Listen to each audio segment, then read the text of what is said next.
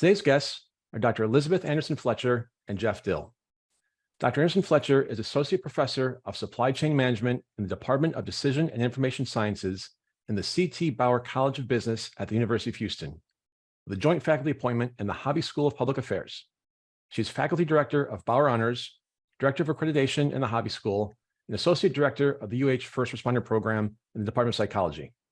She's also a volunteer firefighter with 11 years of service, recently promoted to captain, and is a chaplain.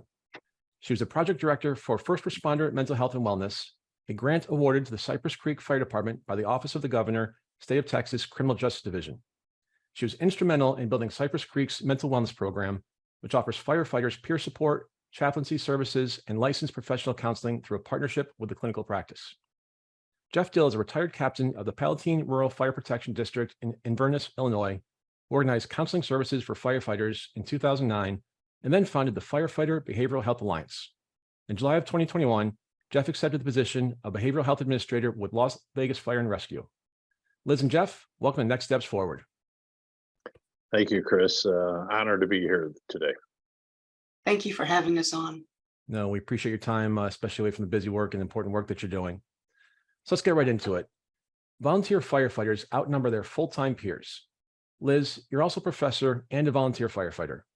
Jeff, you started as a volunteer firefighter, then went full-time, but you also earned a master's degree and became a licensed counselor. For people who aren't familiar with volunteer firefighters, would you classify yourselves as outliers or fairly representative of volunteer firefighters? Well, I'll start on that one. I think I'm an outlier. I don't know, there's various types of volunteers.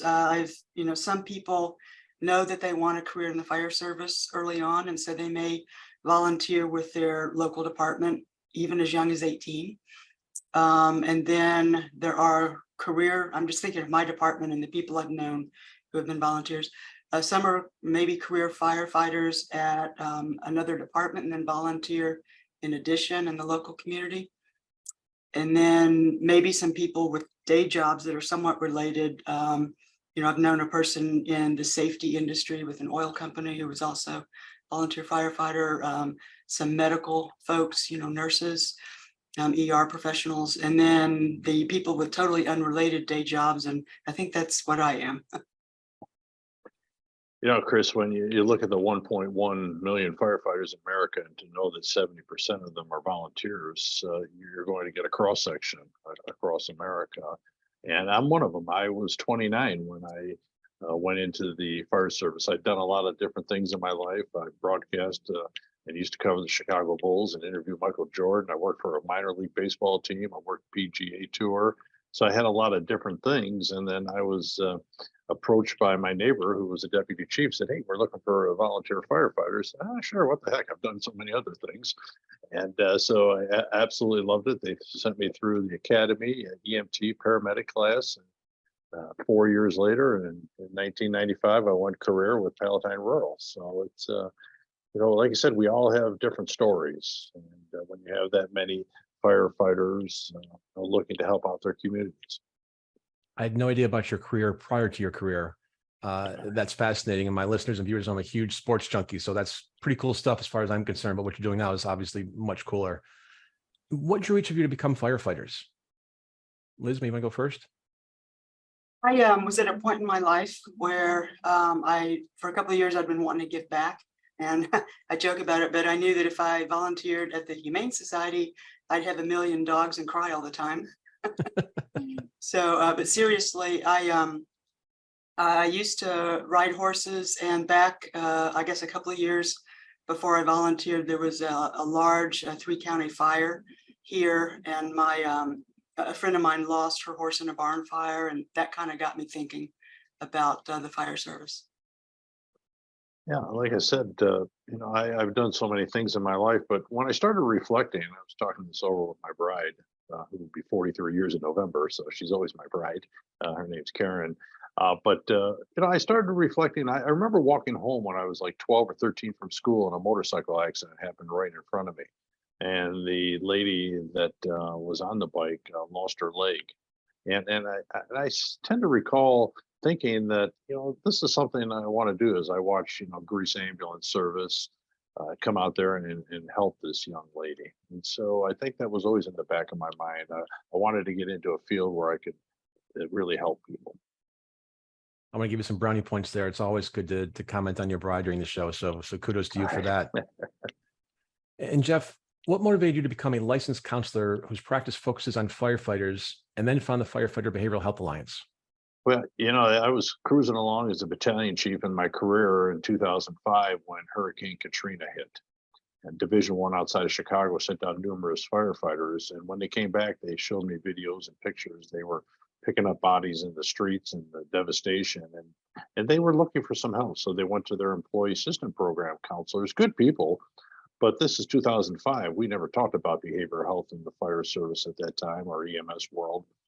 And so I thought, well, how can I give some help to my brothers and sisters? And decided to follow through by getting my master's degree, became a licensed counselor. And actually in 2009, like you mentioned, I founded counseling services for firefighters, and I was training counselors and chaplains that, hey, you want to work with us? You need to understand us. We're just a little bit different. Not that it's wrong from, I'm sure, my point and Liz's viewpoint, but it was working out well. And then in early 2010, I started receiving emails and phone calls from all over the world saying, do you do anything about firefighter suicides? And I'd never heard of anything like that. So I did a lot of research. I mean, a ton of research, and found out that there were no organizations tracking these tragic events. So my wife and I, we founded Firefighter Behavioral Health Alliance in 2010. And we've been going strong now for 14 years. How and when did you two meet and start working together? I was trying to remember this, and I think it was right after I had heard about the suicide problem in the fire service. And I had just, for my day job, I had just gone back to faculty after being in administration for 11 years. So I was restarting a research agenda. And maybe a year into becoming a volunteer firefighter, I was attending a class and a chaplain was presenting and mentioned the suicide problem. And I just was flabbergasted. I had no idea. So I talked to him afterward, and then, kind of like a Jack Russell on a squirrel, I got interested in pursuing a research agenda. And I think that I either cold called Jeff or emailed him, and we set up a phone conversation. And that's when I first heard him say the term cultural brainwashing, about the culture of the fire service. He'll talk about that later. But I think the first actual project we work on was the VCOS, the Volunteer Combination Officers section of the IAFC, the Yellow Ribbon Report on mental wellness. I think that was the first time. I agree, but and what got us to the point for the white paper was, I go back to when I went for my master's degree. My first paper that I wrote, the professor would put an A on there, and then he circled and said, "See me." And I thought, oh, I'm in trouble. So I'm remembering my high school days when the teacher would always say, "See me." And he said, great paper, perspective from the first responder world that I'd never seen before. He said, "But you'll never write a white paper." And I said, "Why?" I said, not that at that time I was thinking about writing a white paper. This is 2007. And he said, "Well, because you write from the heart, and your speech is from your heart, and that's not what they need." So when it came about that I wanted to write a white paper, I instantly thought of Liz, because I've seen her work. We have a great relationship, and I know she's just so very darn professional. And I contacted her and said, "Hey, I have this thing I want to discuss with you." And she came up with some great ideas. And so I just kind of fed her the information and the survey, and she did the writing so eloquently that the white paper just has been a tremendous hit in the first responder world on moral injury. And are you currently working on anything together? I'll let Liz. We're actually planning 2 additional white papers so far. I'm sure it'll be more than that. We've got a lot of ideas between us. And the second one, we can talk about it later, but we're looking at focusing on best practices in treatment for moral injury, in addition to more kind of a follow-on to the first paper, but more explanation of the relationship and differences of symptoms of PTSD and moral injury, and then, looking at the types of treatment. So Right. let's And dive I into think, oh, I sorry, Jeff. think we want to get a larger sample as well. So, So let's dive into that a little bit deeper. You've mentioned moral injury a few times here, and I'm hearing those words a lot more these days, and maybe even more than post-traumatic stress. Could one of you please tell us what is moral injury, and especially as it applies to firefighters and other first responders? yeah, it's, I was working here in Vegas when a couple firefighters called me to the station, said, Jeff, can you watch this video? It was a doctor talking about moral injury in first responders. And they said, well, have you heard of it? And I said, well, being a licensed counselor, but it was never really talked about and discussed since it's not in the DSM-5. So it wasn't really highlighted. So I started doing a lot of research and, working with Liz, but I talked to the Shea Center and also Dr. Litz out of Boston University, who created the moral injury outcome scale, and quickly found out. And I also contacted the military and talked to them because they had been doing studies in the military on moral injury for their soldiers, and found out rather quickly that where PTSD is trauma fear based things that we see, moral injury is more was our spirit and our heart and our soul. And when I started really looking at all the definitions of what moral injury was, and finding that one of the key aspects of it, and there's many of them, but one of them is betrayal. And betrayal either by management or self or others. And then I started really contemplating, looking at my data and seeing that the number one known reason for our brothers and sisters killing themselves is relationships, whether it's at home or at work. And so that's, when I presented that idea to Liz, and I think she was pretty excited about it. And she said, hey, I think we got something here. And the way she drew up the paper and the outline, it hit exactly where I wanted to go with the white paper. And Jeff, we were talking a few weeks ago, and you made the point that firefighters didn't really talk about mental health a decade or so ago, let alone 30 or 40 years ago, because everyone just buried it. Right. What was the reason back then? And is it different across the board in the profession today, or is there still a lot more to be done? Well, no doubt there's been some changes, but there's still so much more that we can learn and we will learn. Like I said, now we're talking about moral injury when it was all PTSD based.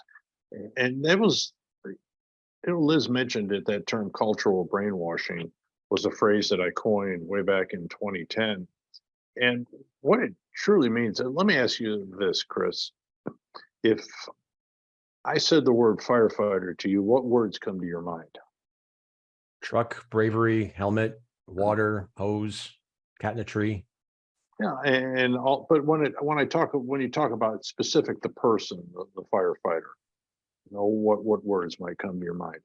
You said brave is one of them. Physical fitness, intelligent, put themselves before others.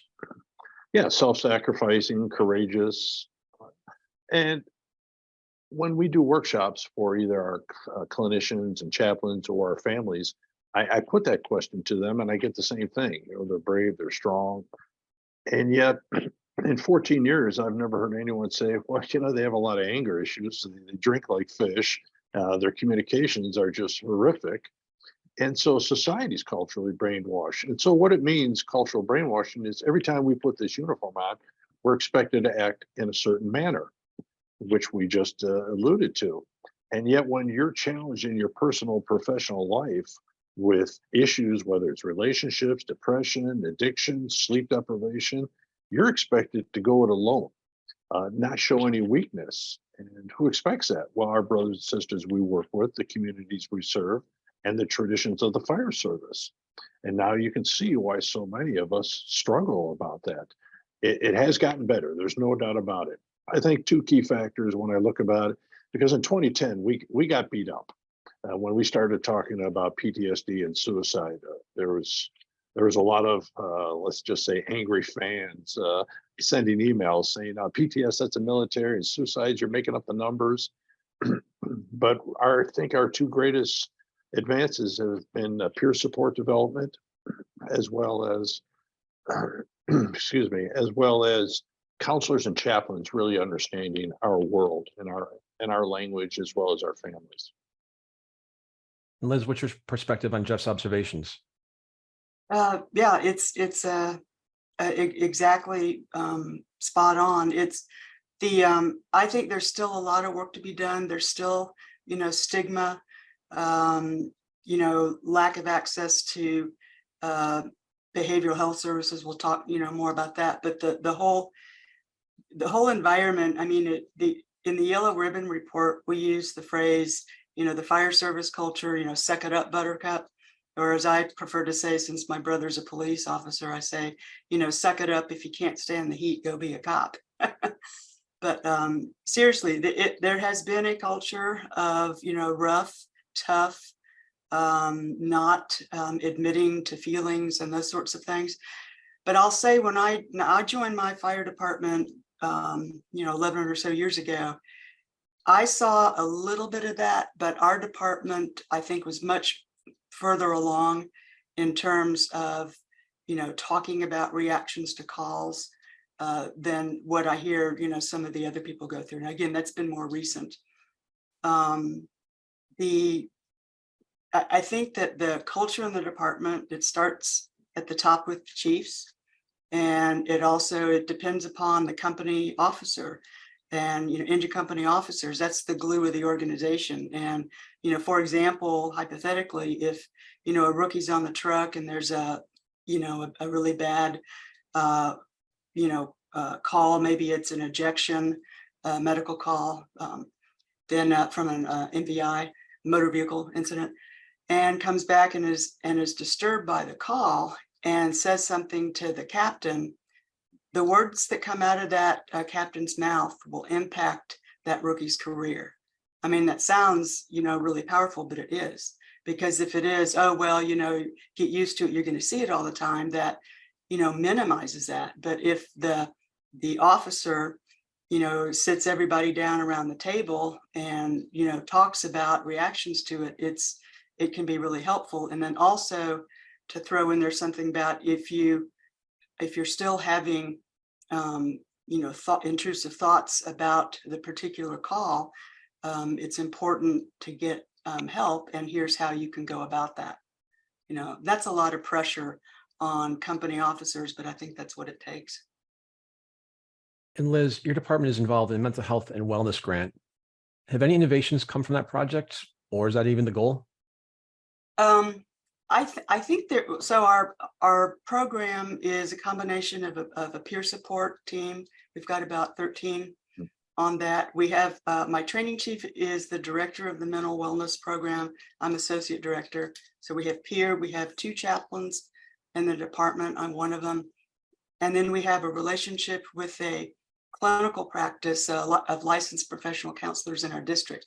And so the department pays, even after the grant was over, we saw so much usage improvement in the numbers that the department pays for all of our firefighters and other civilian employees, plus spouses, plus family. So we've got young children in counseling. The innovative thing that I think that we did was we have station embedded counseling. And what that means is that we have licensed professional counselors coming through the stations a couple of times a week. And we usually have a couple of different counselors so that, number one, so that the original goal was to destigmatize, so that the counselors are people, they're not aliens, right? And to bring them in the stations and get to know, but also I think a big piece of it was also getting the counselors familiar with the fire service. That's one of the things that Jeff had talked about. Counselors need to understand. And unless a counselor has been a first responder or has a family relationship, then typically they don't have any clue. So I've seen it be really helpful. The other thing that I'll mention regarding the stigma is that let's say that a young firefighter, young rookie firefighter, struggling with marriage problems, reactions to call, whatever it is. If there's a counselor in the station that's kind of normalized this, talking about things, he could say, hey, can I talk to you for a few minutes out in the bay? And that conversation can pave the way for, maybe that rookie will then recognize some of the signs and symptoms of, depression, moral injury, and make an appointment with the counseling center through that interaction with the counselor. If none of that existed, what's the probability that that rookie would recognize that he or she was having problems and then seek out the phone number of the counseling center? Jeff, I want to go back to something you talked about a few minutes ago. When you and I spoke a few weeks ago, you asked me that question in terms of what words do I think of when I think of a firefighter? And I think one of the words I used was hero or heroine. And you talked about your response had something to do with, exactly, we've got a cape on and we're, climbing a tree and doing all that stuff. You touched on a few of the issues that firefighters might be facing, but what are some of the specific mental health challenges commonly faced by first responders and firefighters?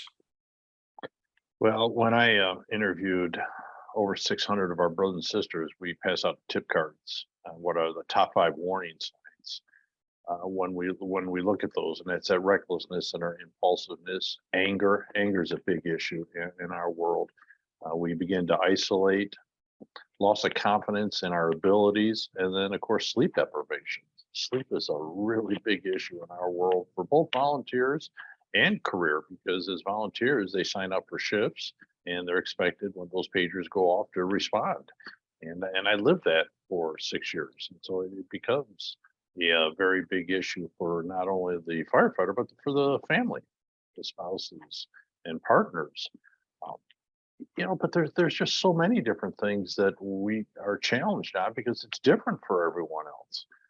If you have 2 fire medics going on a call and it's a peds or trauma, maybe one of the firefighter medics really struggles with it because they have a child at that age, and the other medic says, "Oh, that was just a really bad call," and then 2 hours later they go on a cancer patient.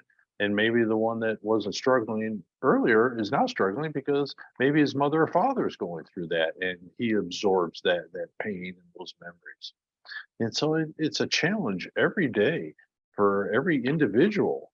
It seems like these would be so very similar, but they're not in reality. So these are the things that we as behavioral health people have to make sure that we provide the proper resources that cover all different types of issues that are going on. But I would say, when we look at addictions and medical issues, depression's a really tough one. But in our data, the number one known reason for our brothers and sisters killing themselves is, like I said, relationships. And you highlight things that we as civilians just take for granted in terms of what first responders see every day. And you think about, we talked before the Chicago Fire TV show, and they go and they get the call and they put the fire out and everything's great.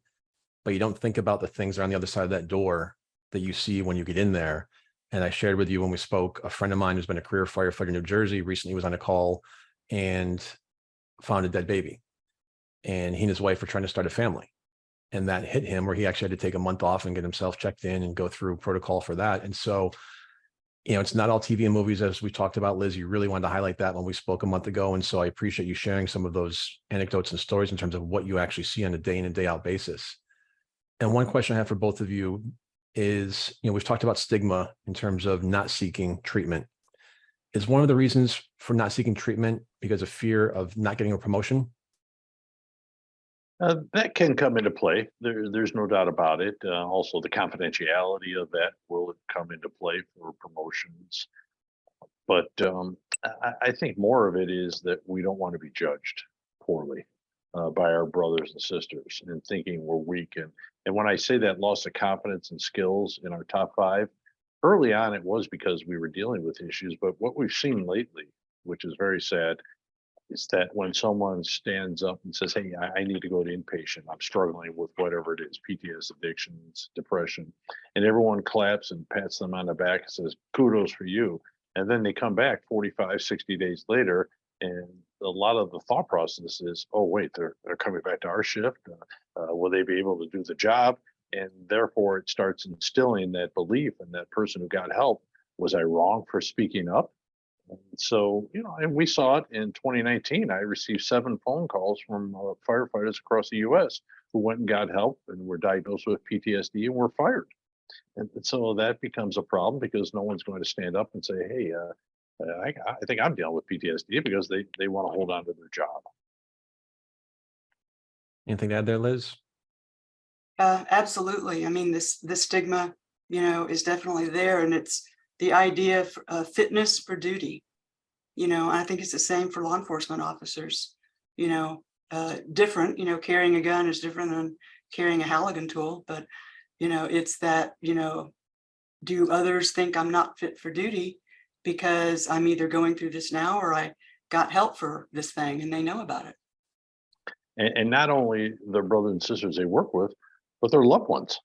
I've talked to so many who said, hey, you know what, I can't tell them. They'll think I'm weak. I can't show any tears. So it's a struggle, sir. Liz, would you provide an overview of the University of Houston's first responder program and its objectives, please? The U of H's first responder program was founded by Dr. Anka Vijanovic, and she is a professor in our Department of Psychology. She also runs the Center for Trauma and Stress Studies, and she founded the first responder program, or the FRP, a couple of years ago, and asked me to come on as associate director. And my role, primarily because of my relationship with practitioners in the fire service, is to bring on some of the departments in the area to represent one of the target audiences for the FRP. Now, what is the FRP? It's a consortium of researchers across the University of Houston, but other universities. And we also have, we have a law enforcement agency and then multiple fire departments represented. And the goal of the program, well, there's several goals, but the philosophy is, as academics, we're interested in, research publications, and that's what we do. But we want our research not to just gather dust on a shelf. We want it to actually impact the lives of people in these departments. And so we get feedback from the departments, the chiefs in particular, about, certain issues that they're interested in exploring. For example, a recent project was on the vulnerability of firefighters to COVID. During the pandemic, what was the risk of getting COVID with the medical calls, and then how many did, and the impact, but not just the physical impact, but the impact on the mental wellness, the anxiety, the fear, these types of things. The other piece of the first responder program, what we want to understand, not just from a research perspective, but from what chiefs perceive to be the problems with mental wellness in their departments. We also want to, link people together so that, academics and practitioners can work together to solve these problems. And then one of the goals of the first responder program is to get into providing therapy services, maybe telehealth types of things. So, and again, the organization is really new, just a few years old. We would like to take it larger than just the university level. So we've been talking about ways to do that with additional resources. But, again, it's all about tailoring the research to make an impact in people's lives. Jeff, you mentioned the first half of the show, some of the mental health challenges that firefighters face, but how would you rank the percentage of those mental health issues for the firefighters you work with? And by that, I mean, is post-traumatic stress the most common issue, or anxiety, addiction, suicide ideation? Yeah, I would look at it, in my experience, that stress and anxiety is right up there, along with relationship issues. I see it time and time again across the United States, wherever I speak. I've traveled now over 1 million miles in the last 10 years, speaking to our brothers and sisters. And in our conversations, it's the depression, it's the addictions. They hide their pain through all sorts of types of addictions. Alcohol, of course, being the number one, followed by gambling, because gambling feeds that adrenaline that flows through us every time the tones go off. So when we look at all these issues along with sleep deprivation, I mean, Chris, we could talk for hours upon hours on the different schedules and how it affects our bodies and the sleep issues. And so all these things combined have really put us behind the eight ball in regard to understanding behavioral health in the fire service. Since, like I said, we never addressed it. We might have addressed it on our own at home by, drinking or lack of communications. And years ago, I remember when I came on the job, it was normal for companies to go out to the bar at 7 in the morning after shift to relax. And sometimes, not that I condone the drinking, but I think it allowed them to alleviate any of those stress and anxieties before they went home and approached their families. So, when we look at all these different challenges that we face and the ones that are still unseen, we have a long ways to go with regard, because until they can get robots to do our jobs, we're dealing with human beings and the personalities and their emotions. Here's a question for the two of you. Are there barriers beyond the self-imposed ones that first responders face in seeking help for their mental health concerns? And can those barriers be addressed by promoting a more open culture of support and access to care? Well, I think some of the logistical barriers, how do I get time off work? But then if I don't want my spouse to know that I'm seeking help, when can I do that? And then paying for it. Is the department going to pay for it? Jeff mentioned earlier about EAPs. EAPs are great for maybe public works employees and accountants, but maybe not for counselors who don't understand the what we do. And I heard this in a focus group a year after we released the Yellow Ribbon Report. What someone was saying, well, talking about EAPs, if it takes you 4 sessions to describe what you do, that's not helpful. And if you start talking about something that's bothering you regarding a call, and the counselor has to leave to go be ill and come back, that's not helpful either. So I think there's some logistical barriers. Jeff, you want to pick up on the other barriers? Yeah, I think one of the biggest issues that we also face is we lay our lives down on the line for our community, but also our brothers and sisters. And so developing trust is very difficult when you start talking about your own emotions to a counselor or peer support team member. And, when we started doing surveys on what were some of those barriers, confidentiality and trust were the top two. If I say something to you, is it going to get back to the chief? Will others hear about it? And unfortunately, we've seen some issues across the US where someone went to a counselor or a chaplain, and that unfortunate issue, it was leaked out. And so that spreads like wildfire. So if there's a confidentiality break in Maine by 2 p.m, people will know about it in California. And it's just, that's the way we are in our world. Don't go to that person, that we can't trust them. And that's why I've always stated that if your peer support team members, if they ever have a breach of confidentiality, that team's done for 10 years. It takes a long time to build up trust when you're talking about people opening up their hearts. And that's what they're doing. They're opening up their hearts and souls to peer support team members or chaplains and counselors. And you have to hold that confidentiality. And we've now validated 1,910 fire and EMS suicides over the last years. And if I was to ever give out a department or let a name out, we'd be done. And so you have to, and it's stressful. Liz will tell you this. It's stressful to keep that confidentiality. When you see a chief at a conference, you can't walk up to him and say, "Hey, chief, how you doing?" And they'll say, "Well, how do you know Jeff?" And so, well, what's he going to say? Well, our department had a suicide, so Jeff, we talked to Jeff. So I have to be very kind of cold shoulder to a lot of people, unless because I always end our conversations when I validate the suicides is that, hey, no one will ever know that you and I talked unless it came out from your side.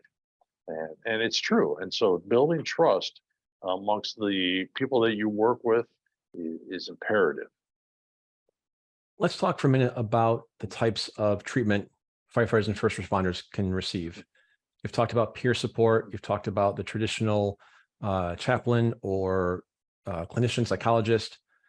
Do you think that today's world of firefighters, the old phrase of it's not your daddy's Cadillac, it's not your daddy's firefighter, with a younger generation, do they think they'd be able to more of a tech solution, whether it be app-based or virtual reality?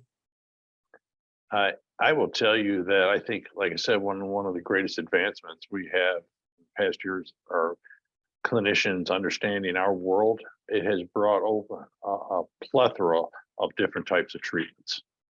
And that's what we need, because when I started in 2010, wherever I looked, it was all CBT, cognitive behavioral therapy, it's talk therapy. That's what everything was used, from relationships to PTSD. And now, I mean, Liz can vouch, and I'm sure she can add more. I mean, you have EMDR, you have equine, you have brain mapping, you have ketamine IVs, you have stellate ganglion shots.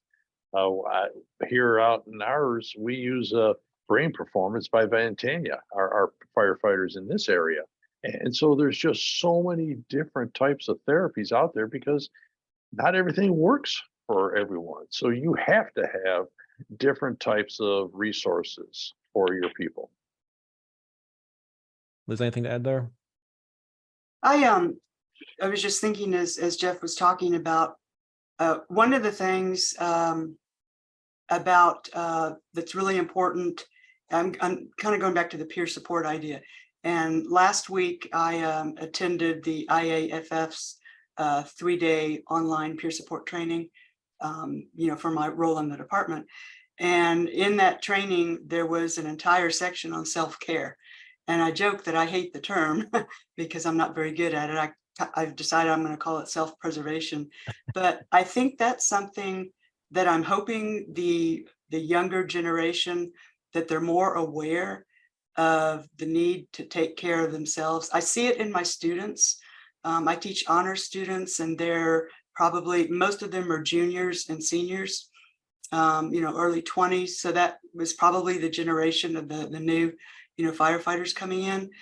And I've seen that they tend to admit more about the importance of self-care and, being aware of their emotional health, mental health, those sorts of things. And I'm just hoping that that's the case of this next generation of firefighters. Yeah, Liz hit the nail on the head on that. We, FBHA, I coined a phrase called internal size up many, many years ago. And what it means to me is that every one of us needs to ask ourselves 2 questions every day. Why am I acting this way? Why am I feeling this way? And the best thing that we can do is listen to others, because they see us so much better than we see ourselves. And that's important, because we need to listen to ourselves when we're not sleeping. We feel like our anxiety is too great. So that self-care is absolutely, we're accountable for our own actions. And yet we still can listen to others to say, hey, maybe you are right. I am acting a little differently, a little more anger, a little more isolated. So that self-care is a major aspect within the behavioral health movement. You've both touched on the work environment before in terms of sleep deprivation, organizational culture, shift work. You layer in things like high pressure situations. How does all that combined contribute to the mental health needs of first responders? I'm a firm believer, and Liz mentioned it earlier. It starts from the top. You have to have a mayor, a board of trustees, a fire chief that is all on board in helping our brothers and sisters when it comes to behavioral health. We started consulting with organizations on creating behavioral health programs for your departments, and it's more than just an EAP and a peer support team. For us, it's 12 different points.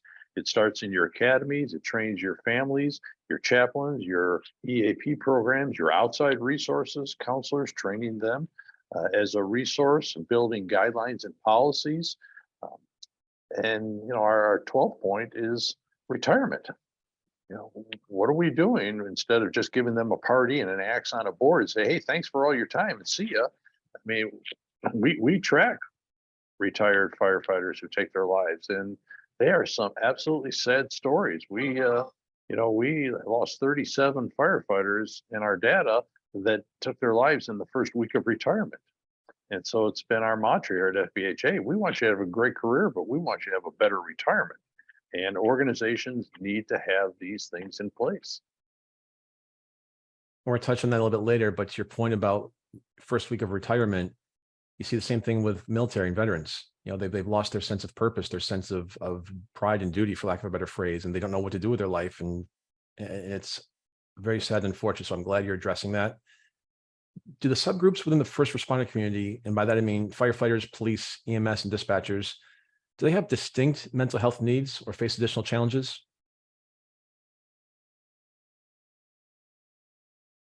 I think they have some of the same.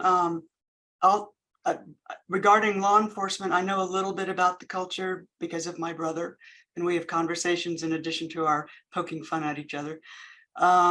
The differences are, firefighters, if career departments, many of them have 48-hour shifts. So you basically live at the station, share your meals. Police officers don't operate like that. In fact, in Houston, when we had Hurricane Harvey and all of the police officers had to stay at the station, they had to bring in cots and things because they don't have beds, whereas we do, in the fire. I also think that, carrying publicly carrying a sidearm, your duty weapon.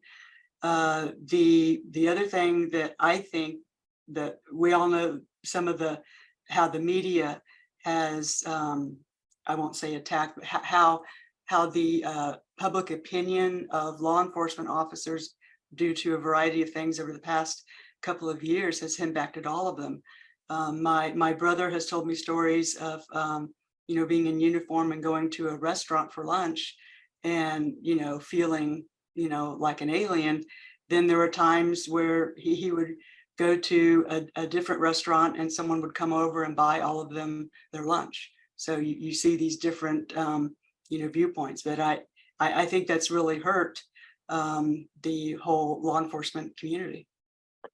When you look at moral injury, the police, I mean, they're trying to be out there, protect people, and organizations are trying to defund them and talk bad about them. So that becomes a challenge every day they go to work. Plus, when you're struggling, whether it's depression, relationships, whatever it is, fire, we have people around us. Police typically are riding alone by themselves. And what happens when you're alone? Your mind just races. And I see that in the dispatchers. They're fabulous people, unbelievable. What they go through on a daily basis is just absolutely incredible.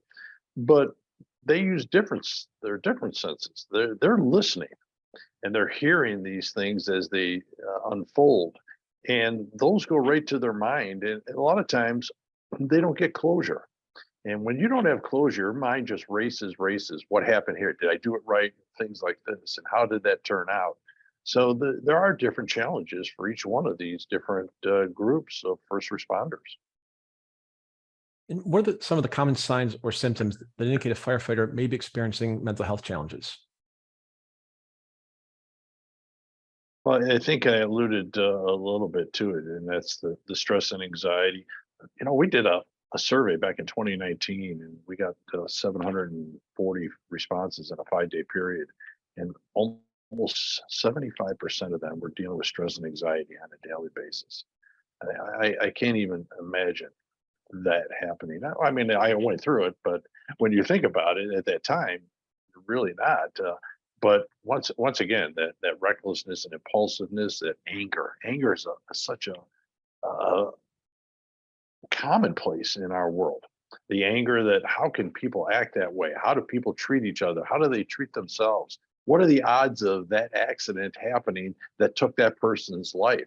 Why are children being locked in cars, and why are they drowning in pools? So you just start really becoming very negative in a lot of thought process, and the anger is associated with it because we're looking at it from a common sense point of view. And these accidents, they're not self-explanatory. They happen, and yet we start questioning those things. So it becomes very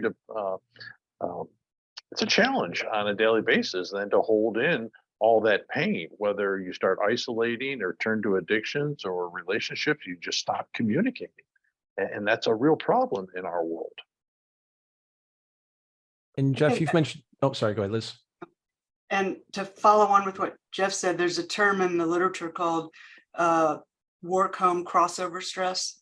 And so if you are going through some of the things that Jeff just described on shift, and then after, say, your career and after your 48 hours, you go home and you walk in, and if your spouse is a civilian or not in the world of what we see, you're not going to describe everything in detail.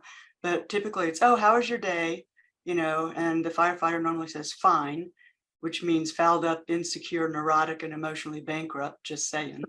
But after the fine, then it's here, it's your turn, and hands him the 2-year-old. And a re-entry, is something that one of my friends has negotiated a re-entry. He's remarried after, a number of years after being divorced. The home stress also comes to work. So if you're having relationship problems and your financial problems can be very stressful. And if financial problems are driving someone to work for 3 and 4 departments, career in one, part-time duty crew in another. I mean, I know someone who works in 4 different departments. I mean, talk about multiplying exposures. So it's all of that. And I think that, one of the things that we do at Cypress Creek is that we involve we started off with a spouses day where we told the firefighters, okay, you guys stay home. And we invited the spouses up. And, obviously we have male and female firefighters. So we had male and female spouses. And we did a little bit on, okay, this is what, the job is like. We sanitized it, of course. But and then we took them through all the equipment, showed them the training, just kind of went through all that, and then talked about some of the signs and symptoms of behavioral health problems, so that they would have a sense of something to look out. And another thing, and I've heard this from a couple of other departments, is that when you involve the spouses independently, they can sometimes form a network where they can, contact each other for support. So there's a lot of benefit to that. I think addressing the family that is around a first responder rather than just the first responder in isolation is really important. Jeff, I want to go back to what you touched on a moment ago. How about retired firefighters? What's being done for them, if anything? Well, there's starting to be a better look into the retirement, because when we started interviewing retirees, we found out very quickly they were struggling with loss of identity, loss of belonging, and lack of purpose. And when you walk around this earth with those 3 issues, it becomes a challenge for you to move forward in your life. And so we need to really start investing in our people a year before they're retiring, saying, these are the programs that we want you to look at. We want to help you through education. Look forward to something for retirement. And one of the things is that, if you're married or have a spouse or partner, go to marriage counseling and discuss, hey, what does that look like? Because when one has been gone for 20, 25 years, every 3rd day or every other day or whatever the schedule is, and then you walk in and say, hey, I'm home. And the other one says, oh, all the time now? Oh my, this is a problem. Well, they need to discuss with each other, what do you expect out of me and what can I expect out of you? And let's work on a game plan. That way we can reduce the amount of divorces and things. So it's retirement is a big issue that we need to, and we are addressing here at FBHA. Dr. Elizabeth Anderson-Fletcher and Jeff Dill, thank you so much for being with us today and the work that you do. Really appreciate it. It's an honor, Chris, no doubt about it. And of course, with my good friend Liz, it's always an honor working with her. I can see why. Thanks for having us on, and good to see you again, Jeff. And thank you so much for being with us today, for our audience and joining for us for another episode of Next Steps Forward. I'm Chris Meek. For more details on upcoming shows and guests, please follow me on Facebook at facebook.com/Chris Meek Public Figure, and on Twitter at Chris Meek_USA. We'll be back next Tuesday, same time, same place, with a leader from the world of business, politics, public policy, sports, or entertainment. Until then, stay safe and keep taking your next steps forward.